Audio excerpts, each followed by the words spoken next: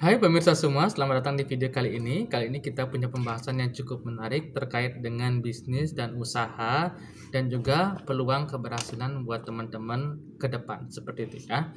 Teman-teman mungkin tahu ya, bisnis franchise itu di mana-mana teman-teman. Di makanan, di pendidikan, di administrasi, di sistem dan lain sebagainya. Bisnis franchise itu masuk ke segala lini teman-teman. Tapi apakah teman-teman sadar, bisnis franchise itu adalah sama saja dengan perbudakan. Dia hanya sifatnya perbudakan di zaman yang modern. Nah, seperti apa? Saya akan bahas saat ini juga. Jadi gini teman-teman ya. Teman-teman mungkin tahu banyak makanan, banyak isu ini itu banyak sekali franchise-nya seperti itu di zaman sekarang. Nah, Anda pasti sering melihat influencer atau seliweran di FYP pamer omset ratusan juta dari bisnis franchise ini, atau mereka sering berteriak auto sultan. Nah, tahan dulu jari kalian teman-teman ya, jangan buru-buru transfer karena di balik angka cantik itu ada 4 dosa besar yang sengaja ditutupi oleh bisnis franchise ini biar kamu bisa closing saat itu juga. Jadi dengerin saya baik-baik teman-teman. Itu bukan hasil jual ayam geprek, teh atau segala macamnya. Teman-teman, itu duit franchise yang kamu bayar pakai tabungan kamu seumur hidup. Mereka jualan kertas lisensi teman-teman ya, dan kamu akan berdarah jadi sapi perah di lapangan buat mereka. Proposal tebal franchise itu teman-teman ya, itu hanya asli-aslinya tiket-tiket kaya raya yang ilusi teman-teman, tapi itu adalah surat perintah kerja paksa gaya baru. Faktanya teman-teman, 90% pembeli franchise itu nangis darah dan gulung tikar di tahun pertama. Mau duit pesangon lu hangus begitu aja ya, silakan ke franchise. Kalau enggak, simak baik-baik. Saya akan bongkar semua boroknya bisnis franchise di Indonesia ini. Kebohongan nomor 4 teman-teman. Flexing omset. Visualnya miliaran, realitanya cicilan. Marketing franchise itu jagonya mainin pornografi omset teman-teman. Lu disodorin angka 100 juta per bulan biar mata lu hijau teman-teman. Terus kenapa kalau omsetnya gede? Omset itu ilusi teman-teman. Profit itu realita bos. Mereka nggak pernah teriak soal HP yang bengkak sampai HP itu harga penjualan yang bengkak sampai 60%, sewa tempat yang harganya selangit, atau tarif industri, atau sampai kewajiban gaji karyawan yang harus standar UMR. Nah, lu kira jualan itu duitnya udah utuh masuk kantong lu gitu? Enggak teman-teman, itu salah besar. Yang paling jahat adalah sistem royalty. Ini jebakan yang paling mematikan, sadar nggak lo? Mereka tarik jatah persenan dari omset kotormu, bukan dari keuntungan bersihmu. Artinya apa? Kalau bulan itu kamu lagi rugi gara-gara sepi pembeli, kamu tetap wajib bayar store upeti ke pusat ke mereka, franchise itu. Jadi lu yang berdarah-darah gitu ya kerjanya, operasionalnya, pusat tetap pesta pora tanpa nanggung risiko sebesar apapun. Nah, lu itu bukan mitra bisnis di mata mereka teman-teman. Lu tuh cuma sapi perah yang dikasih seragam biar keren gitu ya. Jadi jangan mau nelan buayan franchise-franchise kayak begini ini bulat-bulat teman-teman. Sebelum tanganmu itu gatel buat tanda tangan franchise teman-teman ya, tantang salesnya. Mana laporan laba rugi outlet yang paling buruk dan busuk kinerjanya? Kalau mereka ngeles atau cuma kasih data outlet yang viral aja, langsung balik kanan teman-teman. Kabur aja langsung gitu ya. Pakai hitungan bodoh aja yang biar kamu bisa selamat teman-teman. Ambil estimasi omset terendah dari proposal mereka, misalnya langsung potong 70% dari omset operasional kasar. Kalau sisa duitnya ternyata lebih kecil dari UMR daerah lu, mending duitnya lu pakai buat dagang gorengan gerobak sendiri teman, atau buka usaha sendiri gitu ya. Jangan mau disuapin angka gross kalau ujungnya lu cuma kerja bakti buat memperkaya orang lain teman-teman.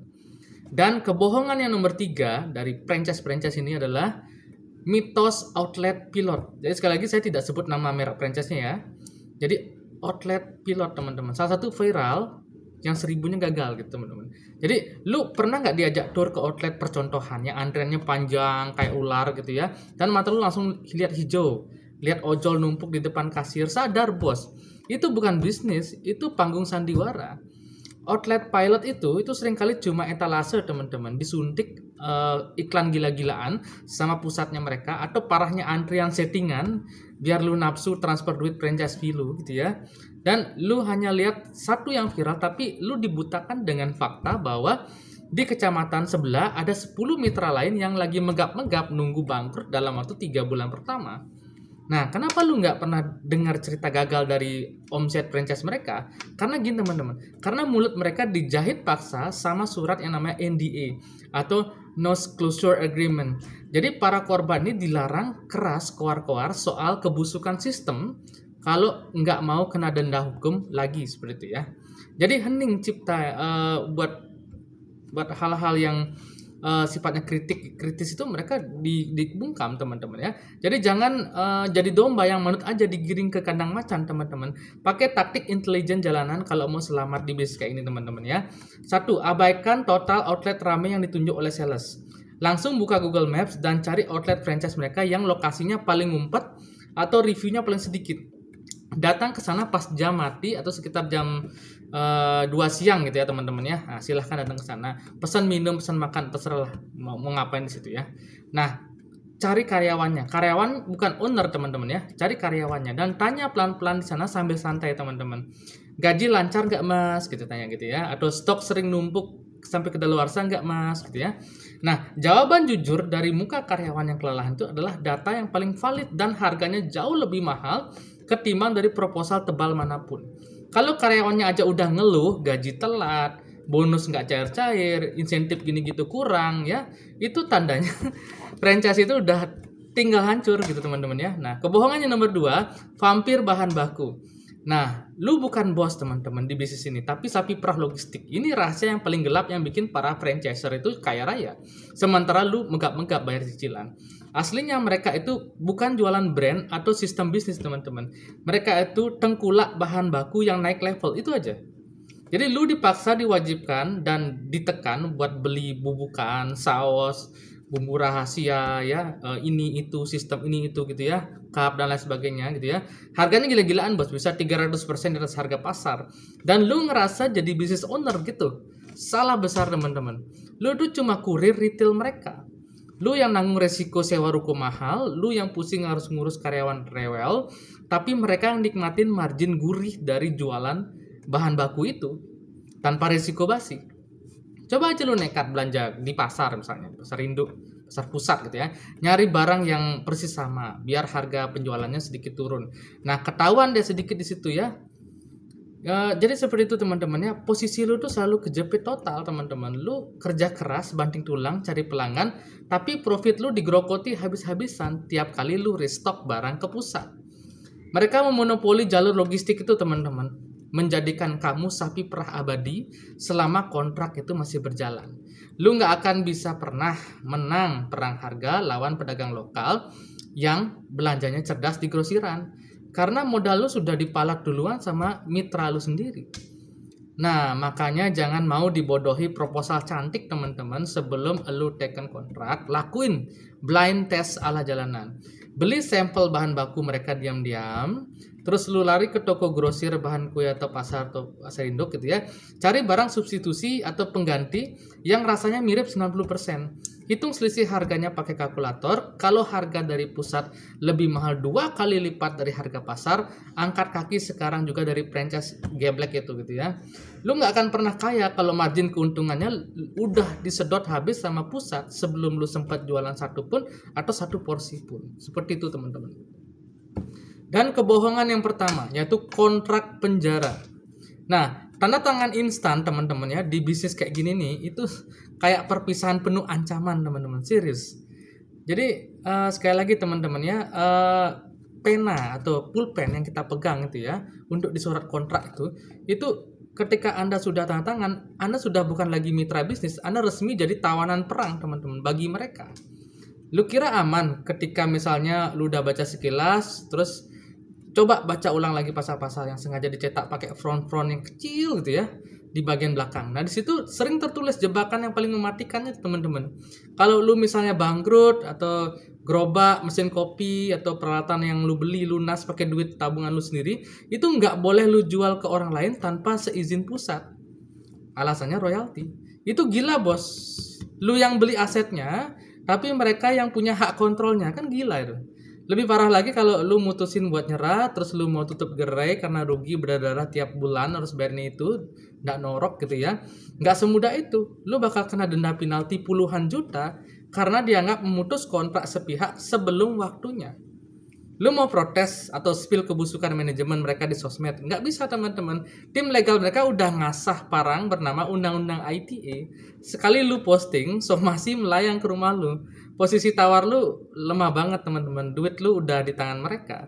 Tantangan lu udah mengikat leher lu sendiri, teman-teman. Dan ini bukan kemitraan bisnis, ini adalah perbudakan gaya baru di mana budaknya disuruh bawa modal sendiri buat memperkaya majikannya. Makanya dengerin saran saya, dengerin saran gue biar lu nggak mati konyol, teman-teman. Jangan pernah sok kaya main tanda tangan di atas meja sales pas lagi dipanas-panasin suasananya. Jadi bawa kontrak lu itu pulang, dinginin pala lu, cari teman atau mahasiswa yang pandai hukum atau bayar jasa review kontrak murah di internet, bisa cari seperti itu ya. Buat cari satu kata kunci, teman-teman, termination.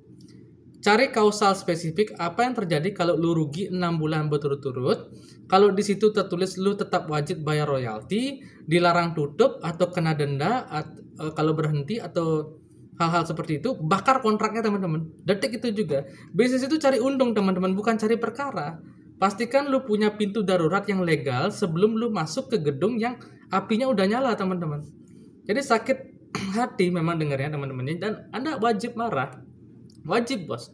Karena mereka memanfaatkan keputusasaan lu yang udah pengen ngerubah nasib, yang pengen resign dari kantor toksik atau yang pengen cepet kaya. Mereka jual mimpi di atas kuburan duit pesangon lu, teman-teman. Dengerin gua baik-baik ya. Lu nggak butuh brand orang buat sukses, teman-teman.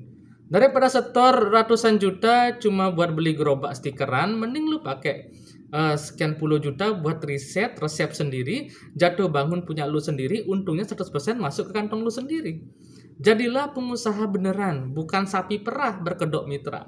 Mulai dari garase yang lu punya sendiri, lu jadi rajanya, biar pelan asal jalan daripada lari kencang tapi masuk jurang. Gua justru cerita sukses ini gitu ya, bagikan cerita sukses ini ke lu supaya lu bisa bangkit sendiri. Lawan ilusi dari bisnis-bisnis yang seperti ini, teman-teman, di dunia nyata seperti itulah, dan jadilah sukses dengan cara yang baik, cara yang menyenangkan, cara yang bisa membuat kamu bahagia pelan-pelan seperti itu ya. Salam sukses, salam sehat selalu, dan jangan lupa untuk bisa share video ini ke teman-teman lainnya jika Anda rasa video ini bisa bermanfaat seperti itu ya. Dan jangan lupa akan ada update-update di video berikutnya, jadi nantikan video selanjutnya. Terima kasih, sampai jumpa di video selanjutnya.